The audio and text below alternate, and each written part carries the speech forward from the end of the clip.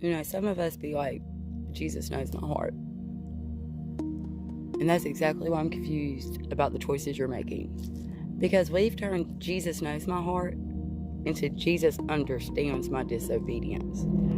And that's clearly not the same thing. In the Bible, Jeremiah 19 literally says, the heart is deceitful above all things, which means my heart is not the leader. It's a suspect. Actually, it's probably a repeat offender. Like, why would I trust someone that wants cake at midnight, revenge in the morning, sin at noon, and then cries during worship? Make it make sense. Jesus said in Luke 9:23, if anyone would come after me, let him deny himself, take up his cross daily, and follow me. And then we said, okay, but what if I deny myself spiritually and follow my feelings emotionally? People, that's not discipleship. That's multitasking. And that's not surrender. That's compromise with background worship music. Matthew 5:30 says, if your hand causes you to sin, to cut it off. Now, obviously, he was being a little dramatic.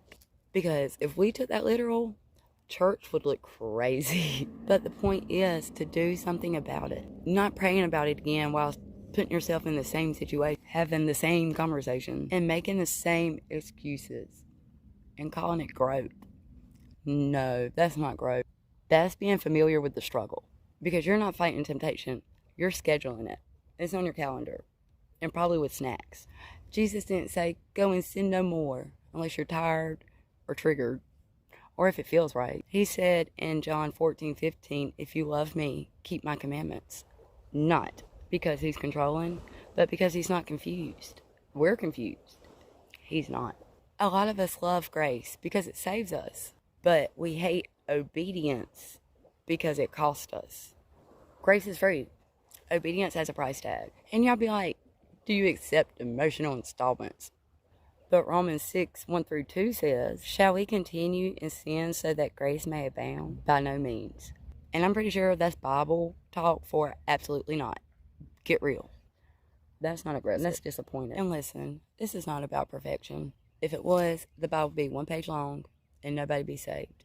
It's all about direction. Because falling and repenting is different than laying down in sin and then asking God to bring you a blanket. Grace isn't permission to stay the same. Titus 2:11-12 says, grace actually trains us to say no to ungodliness. Grace teaches, grace corrects, and grace does not co-sign nonsense. So if you've ever loved Jesus but struggled with letting him lead,